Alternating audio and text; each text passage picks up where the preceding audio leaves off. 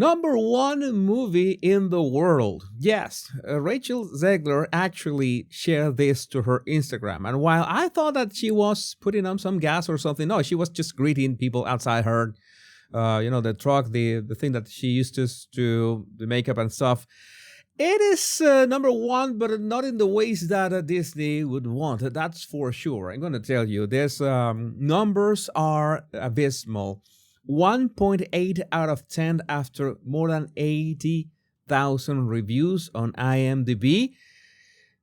I want to say that this is such a record because this is even worse than Jilly. You know that movie with Ben Affleck and Jennifer Lopez? You remember that was 2.6 with 50,000 reviews. Snow White, by the time of this recording, was 1.8 out of 10. Let that sink in. And Rachel Zegler is having some kind of a moment because she's sharing these clips to, I don't know, this to her Instagram as well, in which she's enjoying the movie by herself. And when I tell you by herself, she's an actual empty, literally empty theater. And this is the clip.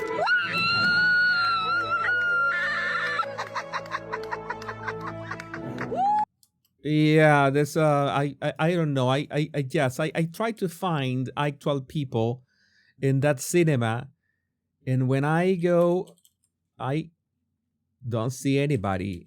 Maybe she rented all the cinema for herself to have some kind of privacy or something. I just see empty seats. Sorry, I have to, zoom in on her face, but you can see that there are just empty seats in there. She's by herself, and there's nobody next to her. I guess that the only person that was there, you see, that's nobody there, was the cameraman. It's like, no, this maybe it was a very small. I think this was not seats after all, but there's nobody in there. There's nobody in there. And Vanity Fair, I think this is Variety. Variety has exposed exactly how much Disney is going to lose with Rachel Zegler, or due to Rachel Zegler. I'm going to have a word or two about this, especially that I don't think this is all Rachel Zegler's fault, but a lot has to do with that. Inside Disney's Snow White fiasco, death threats, beefed up security, and a social media guru for Rachel Zegler. This was really bad. On August 12, 2024, 3 days after Rachel Zegler hit the stage at Disney's D23 fan event to introduce the first official trailer of Snow White, and you remember that in YouTube, it was highly panned. Highly panned is an understatement. That had so many dislikes, I cannot remember. It was like 10-1 or something like that.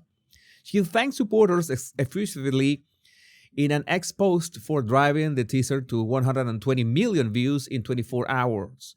1 minute later, she added an afterthought in the same thread. And always remember, free Palestine. That addendum would amass 8.8 million views, nearly 4 times the number of the initial post. It quickly made the rounds with many inside the studio, expressing shock that the Snow White star would commingle the promotion of its 100 million tentpole with any kind of political statement, but the damage already had been done. She trashed the beloved original Snow White, stood her ground, and the post remained. The threats towards Zegler's co-star Gal Gadot, who is Israeli, spiked, and Disney had to pay for additional security for the mother of 4. Yeah, thanks to Rachel Zegler, she had to make a political statement out of this. Then Gal Gadot had to go for additional security for Gal Gadot. And I want to play a clip to understand how this girl, it's a bit, it's, how to say this? This is just a contradiction. I'm going to play this clip. Oh, she was on Jimmy Kimmel. I don't like Jimmy Kimmel either, but she was celebrating that she enjoyed the ride of Snow White so much. And then, well, this happened.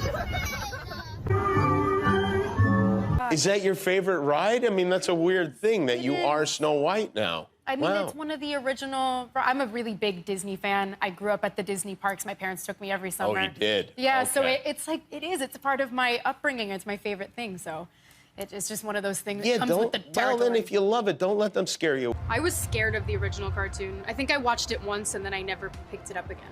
Like, I'm being so serious. I watched it once and then I went on the ride in Disney World, which was called Snow White's Scary Adventures. Doesn't sound like something a little kid would like. Was terrified of it. Never revisited Snow White again. So I watched it for the first time in probably 16, 17 years when I was doing this film. I'm a narcissist. Yeah, that if the show fits, there's so many. Everybody knew that this was going to happen, especially after that post that she. Also, these celebrities, the real threat of these celebrities is their Instagram. Not for the general public, for themselves. Because you remember when she published that, I find myself speechless in the midst of this. The November U.S. elections in which Donald Trump became the 47th president of the United States. And she essentially literally said, F Trump and F Trump supporters. I echo Ethel Kane's statement more than anything. May Trump supporters and Trump voters and Trump himself never know peace. All right, so,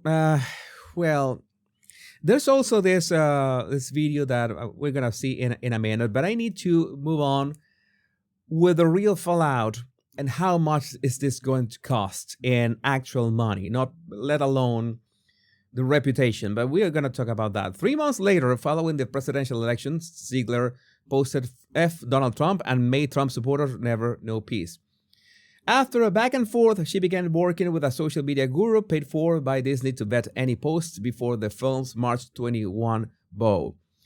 Disney declined comment and Zegler did not respond to a request for comment. She was essentially censored. You have to shut your mouth because you're going to you're going to bankrupt all of us. So the box office. We get to the actual box office numbers. Snow White leads with a sleepy 43 million. The actual projections, the original projections for this movie was 50 million. And it even underperformed with that. It was 87 million worldwide. With everything, okay? There was an abysmal first weekend. And I did my calculations, and this is exactly, I have the number of how much Disney is going to lose with this. Having a dismal 87 million opening weekend worldwide, an expected 75% drop for second weekend, you know that with the reviews, with the empty cinemas, with everybody talking trash about this movie, it's more than likely that the drop is going to be 75%. I was going to wait until that second weekend drop was official, like maybe Monday or Sunday night, but I decided to make the video and project that 75% drop. I really think that it's going to be an 80% drop, but gonna be a bit more, conservative, and maybe parents will not. Maybe some parents would want to bring their kids to the cinema. I don't know, but I don't think the total box office will surpass 200 million. The total box office, both domestic in the United States and worldwide, of which only 50% will go to Disney, because you know that 50% of box office goes to the cinemas themselves. So if this movie costs, let's say that this movie, for easy calculations, costs 250 million, usually the marketing of a movie is the same amount of production of the movie. So if it costs 250 million, the marketing of the movie is going to be 250 million as well. It's a rule of thumb in Hollywood. We're talking about 500 million. So if Disney's only going to keep 100 million of those 200 million worldwide, that is going to run the total box office wrong, we're talking about a loss of $400 million. But I don't think that is only Rachel Zegler's fault. Because the movie, regardless of Rachel's controversies, the movie is bad. The dwarves are horrific. I'm talking about them in this channel and my other channels. The acting, Gal Gadot's acting, well, let's not talk about that. One of the few highlights is Rachel Zegler's singing. You know that she's a trained singer. That was an actual highlight, but everything else, where those 270 million go?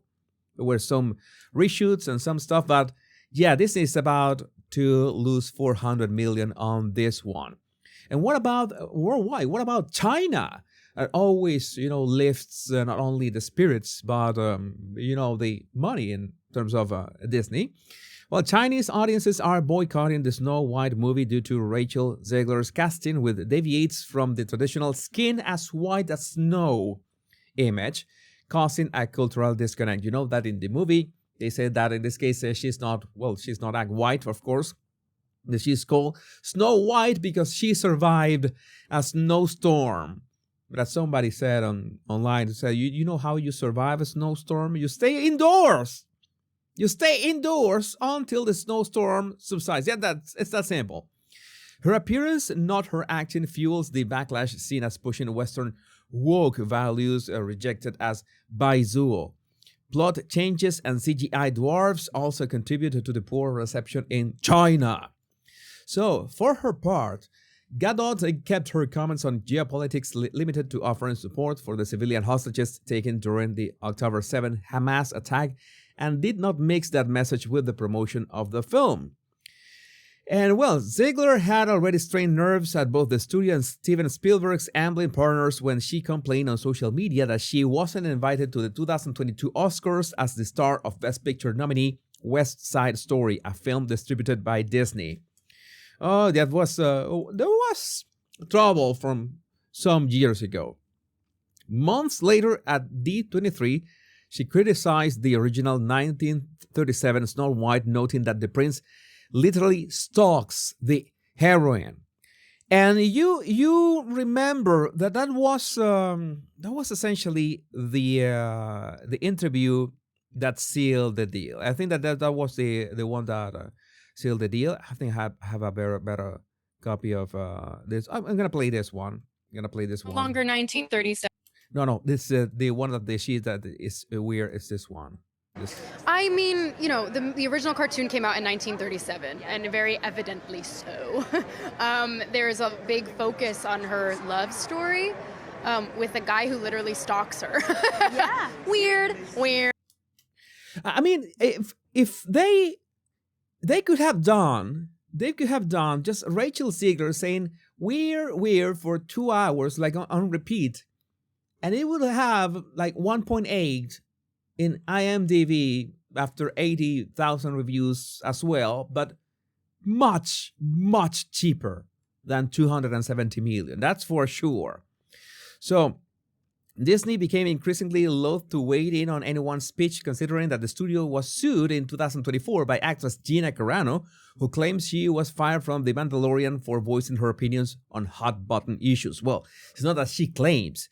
It was actually like that. And it's she didn't really talk about hot-button issues. She was just canceled by the woke mob. It was a different time. I hope that we are getting out of that. The actresses, you remember, got along well during production. We're talking about Rachel Zegler and Gal Gadot. And things only got awkward during the run-up to release. Case in point, Zegler referred to Gadot as a professional pageant queen. In one Instagram reply that followed their joint appearance as presenters at the Oscars this month, considered a dismissive way to describe a fellow actress. Well, you tell me if that was dismissive. I think it was, I don't know, I didn't see as, maybe it was, she was trying to be quirky funny, I don't know. The March 15 premiere, which eschewed traditional red carpet interviews and opted for photos only, the two stars were mostly kept apart. Inside the El Capitan Theater in Los Angeles, Zegler sat 2 rows ahead of Gadot and her family. So, you remember that they presented those Oscars, and when they presented those Oscars, I'm going to play the video. The most relevant thing is that it's like Rachel Zegler didn't know how arms work as you were walking. And they were presenting their awards, and there was already a rift between them. Props to both of them that, well, at no point you could see anything regarding anything in this interaction. Of course, all that they had to do was to read from a teleprompter and, yeah, leave this scenario. That was it. So, again, after all that has been said and done, we still are waiting for that drop on that second weekend. I have projected 75%. What do you think is going to happen? Do you think it's going to be doing even worse than that? I don't think this is going to teach Disney a lesson, because I don't think this is something about profits. I think these companies like Disney, they have stopped trying to be profitable a long time ago. I think this is all about sending some kind of message or sending some kind of programming. And they are willing to lose millions, hundreds of millions over this. Now, what is the point of losing hundreds of millions over this if people are not going to watch your programming, the ideas that you want to push into people? And if people usually mock what you're doing, that is my question. But they will keep doing it because they still have money to spend on this rebel. Let's see how much the Disney stock can go down until, well, their investors say that it is enough. But I would like to know what you think about this in the comments. My name is Jesus Enrique Rosas. I'm the Bar Language Guy. Much love and bliss.